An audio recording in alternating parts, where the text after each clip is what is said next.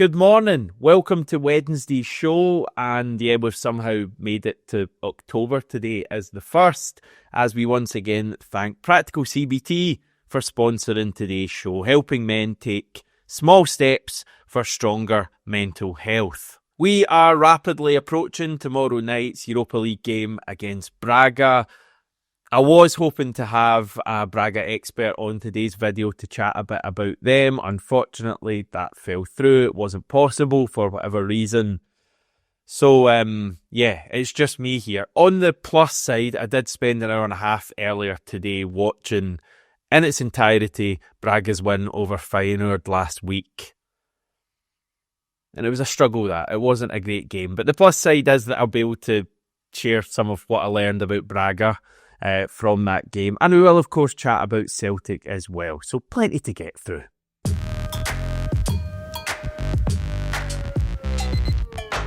Just tackling the off-field stuff very briefly to begin, and the planned 29-minute silent protest at the start of tomorrow night's game is definitely going to happen. There had been maybe a little bit of chat about it not being particularly great or useful on Saturday against Hibs, but certainly going ahead tomorrow night. Celtic Fans Collective posted yesterday saying, "The silence continues from the boardroom. If the silence breaks, so may the protests.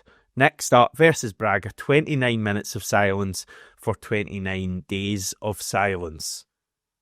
Clearly here saying to the club, get in touch with us, respond to this open letter that was signed by so many different people and organisations, including Celtic AM, and this will all kind of be over in terms of the protest. We won't feel the need to protest tomorrow night. And I think that's a fair enough approach, given that Celtic seem more intent on trying to punt tickets for tomorrow night, or even releasing a brand new Henrik Larsson collection, which includes a Henrik Larsson premium watch, which I think costs over £200. They've also got a coin, a calendar, and a water bottle. So yeah, the club clearly have far more important things on their mind than responding to fans. In terms of the protests and tomorrow night and all that stuff, I did say this on Monday, so I'm not going to go back into it. I am, looking forward to tomorrow night's game. From what I hear, ticket sales might be fairly decent, and we might end up with a crowd of at least 40,000 potentially, which I think would be, pretty impressive given everything that's happening at the club and the fact that tomorrow night's game is a 5:45 p.m. kickoff. I think that'd be a really good crowd. And yeah, my own thoughts are that, this is a big game and it'd be great. I think the team just really needs us at the moment as they're trying to build something. Can we just get behind the team? And I'd love Celtic Park to have been jumping tomorrow from kick-off and really get behind the team. That's obviously doesn't seem like it's going to be the case if there's going to be a silent protest going on. So for me, if I'm totally honest, that is a shame. I do get the need for protests. I just wonder if, we'd maybe be able to work out something a bit better than something that will affect kind of everyone's feeling, certainly at the start of tomorrow night's game. Anyway, just on the football, Celtic did release a Celtic TV sit-down interview with Brendan Rodgers yesterday. It was about 10 minutes long. There was nothing major to come out of it. He reiterated the point from after the Hibs game that he was very impressed with our performance on Saturday, happy with the speed in our game, also happy with how we pressed the game when we didn't have the ball, but made it very clear that we need to transfer all of that into goals, and that is very much Brendan Rodgers' message heading into this Braga game. Also, some praise for Liam Scales. Brendan Rodgers says, "I think Liam Scales has been playing at a really, really high and consistent level. He's been superb in the team and is someone I can trust. I know I'm going to get in every single game from him every week." Probably a very fair comment regarding Liam Scales, who in recent weeks has arguably been our best performer, and it probably goes a wee bit under the radar given the struggles we've had scoring goals so far this season. But we actually have a really strong defensive record. I was looking at it earlier. We've only conceded 3 goals in 11 matches so far this season, which is very, very impressive. That's all competitions, and that's including a trip to Ibrox. Okay, take that back because they're not particularly great. But, there's been some challenges in there, going to Kazakhstan, and that was a really disappointing night going out of the Champions League. But the defence kind of stood up that night and didn't concede, and going to Belgrade, and I know we conceded, but only conceded 1 that night. But 3 goals conceded across 11 matches, especially when I don't feel like Cameron Carter-Vickers is playing particularly well at the moment, and our fullbacks have been chopping and changing. We've had some other injuries in there. It probably has been Liam Scales that has been the standout so far in a pretty strong Celtic defence. So I think it's good that Brendan Rodgers is giving him the credit that he deserves. I still have question marks with him on the ball, and I still find him quite frustrating. But I think certainly from a defensive point of view, he's defending his box really well. And clearly he's ahead of Austin Trusty and Dane Murray in the pecking order at the moment, even though I want to see more of Dane Murray. So heading into tomorrow night, hopefully the defence can stay at that level and can get a clean sheet, and then we can, build from that. And if we get a clean sheet, we only need 1 goal to win the game. Very Michael Owen fact, but it's true. So in terms of tomorrow night, it's Braga, or Sporting Clube de Braga, who we face at Celtic Park, and they are very much like the 4th force in Portuguese football. They have finished 4th in the Portuguese league last season, the year before.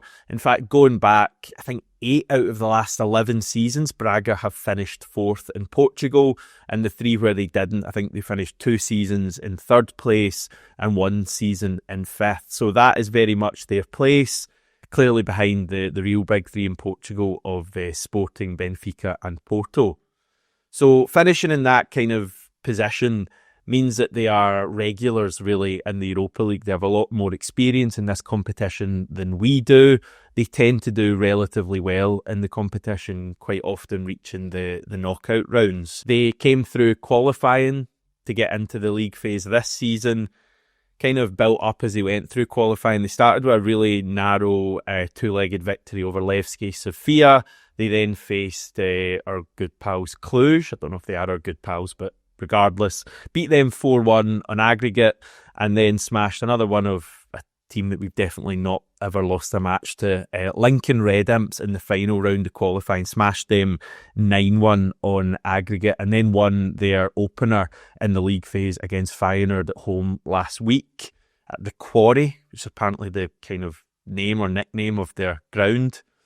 So we'll come to that in a little minute. They're managed by the Spaniard Carlos Vicens, who only joined them this summer. He moved from Manchester City, where he had been assistant manager to Pep Guardiola for the past 4 years.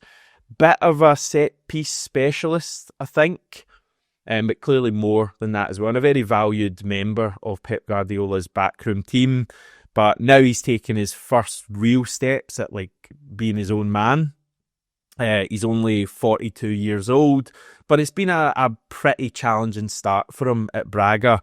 They've only won 2 of their 7 league games so far, drawn 3 and lost 2 as well. So not a disastrous start, but they've saved their best stuff for the Europa League, where they've won their last 6 in the competition, including a few away wins in there. So they come to Celtic Park, I guess, feeling all right about themselves in Europe, but fair to say that there's a lot of pressure on Vicens already. Some outlets in Portugal even saying that their game away to Sporting this coming weekend could be the end of Vicens at Braga if that result doesn't go their way, which I do think seems like a pretty harsh way of looking at things. I mean, they are 7th in the Portuguese league, and it is Braga we're talking about. Maybe that just kind of gives an indication of the expectation levels at Braga. So not all well at Braga, and now to the aforementioned Feyenoord game, which I watched earlier. First thing I noticed about Braga is that they play with a back three and what I would call pretty aggressive wing backs, basically. You see the makeup of the team, so you've got the Braga obviously in the kind of red shirts, the Arsenal like tops, and they're playing with their back three, who are the furthest three back there. You then have a couple of wider players in front a little bit. Those are the two wing backs who do tend to play a bit wider than in this image. And you then have a midfield three that's sometimes one with two players in front and sometimes two with one in front and then two up top. So I'll call it a 3-5-2 when they're attacking. When they're defending, it turns into more of a 5-3-2. It's more of a flat back five. And yeah, clearly, not a lot of space and not a lot of kind of opportunities in the box, which is something that Feyenoord struggled with in this game, to create opportunities. In fact, their best chance they had, Feyenoord, was actually a header for the Canadian player, I think, Kyle Larin, which came right before Braga's goal. And this came from an early cross from the Feyenoord left back, kind of playing into the space between the Braga backline and their goalkeeper. I think that's quite a good move, because when you tend to get to the byline, from this game anyway, Braga are quite happy to defend their box. So kind of early crosses could be pretty useful in this match. Just a few players to pick out. So our former player, Gustav Lagerbielke, is with Braga now, as I'm sure you'll know. He plays on the right of the back three, basically. So the central three, he'll play on the right-hand side of that. And kind of, we know what we get with Lagerbielke. He's relatively composed in possession. I don't know how great a defender he is. In fact, I probably do know that he's not a great defender. But I guess when you've got fullbacks or wingbacks, who come in and kind of shield him a little bit, then that's less of an issue. So if we can get Lagerbielke exposed, maybe the other centre-backs exposed tomorrow night, I think we could have some joy. Difficulty is that you have to move the ball quickly, because if you move it slowly, and Celtic have tended to play quite slowly so far this season, then Braga are able to get all these kind of guys behind the ball and set up their back five, and it's quite difficult to break them down. So that's my concern for tomorrow night. I think that they're quite a well-organised team, and they might make it difficult for us. And then they have the ability to cut you open if you do leave gaps at the back. They have João Moutinho, who is now 39 years old and still playing at a pretty high level. You'll know him. He's the second highest Portuguese appearance holder of all time, of course, behind Cristiano Ronaldo. I think he has like 140 odd caps for Portugal. So a real veteran. He's still a class act, as was proven in this Feyenoord game. If you give him space, he'll find a pass to cut us open. So he is one we'll have to watch tomorrow. They have a couple of other kind of neat players. The Moroccan striker Amin El Ouzani is a real physical presence. He is someone we'll have to stand up to. For as much as their manager comes after working with Pep Guardiola for 4 years, I was kind of expecting to see them play football a bit more. They are not against knocking the ball down the channel or knocking it long up to Ouzani. They don't necessarily always play out. So that's something we're going to have to watch tomorrow as well. They can be quite a direct team. But if we can stand up to him, I think we should be able to hopefully control the match. So I think they have a number of pretty good players. That's something you would expect really from any team at Europa League level. They're going to be pretty well organised. I don't think they're a team... Sorry, my light just died there, but I'm going to continue. I don't think they're a team that we should fear. I think it's a game that we can control. And it's a game that I expect Celtic to win. But yeah, I mean, like it's hard to you can't take anything for granted at Europa League level, especially when we're not exactly banging the goals in at the moment. I think, obvious thing to say, but if this was Celtic this time last year and we're playing so well, it is a game that I think we'd be pretty big favourites for. I don't think Braga are particularly great. But if it's kind of Celtic not taking chances, or even worse, not creating chances like we were at the start of the season, then I could definitely see it being like a really frustrating, dare I say it, another goalless draw, or even Braga nicking one. So yeah, we'll see how it goes. We'll have Brendan Rodgers speaking to the media later today. One man who I expect him potentially to say that is available again is Austin Trusty, who's been missing since the first leg against Kairat. Trusty may actually not quite be back ready for this match. We'll find out later from the manager. He has, however, been back in training this week. He posted an X yesterday to say, "And we're back in action. Feels good to be back on the pitch, and I'm excited to pick up where I left off." Really should have done the American accent there, but good to have Austin Trusty back. Another potentially good thing, a good omen, dare I say it, is the referee for tomorrow night. So the entire officiating team is German, with the exception of the video assistant referee, Paul van Bokel, who is Dutch. The referee, Tobias Steeler, was in charge for one of our most famous wins over the past decade, the 2-1 success we had away to Lazio in 2019. So that was great. He was also in charge of our 4-1 defeat away to Sparta Prague a year later. So it's not always been good with this referee, but it certainly appears to be his first taste of Celtic Park tomorrow night.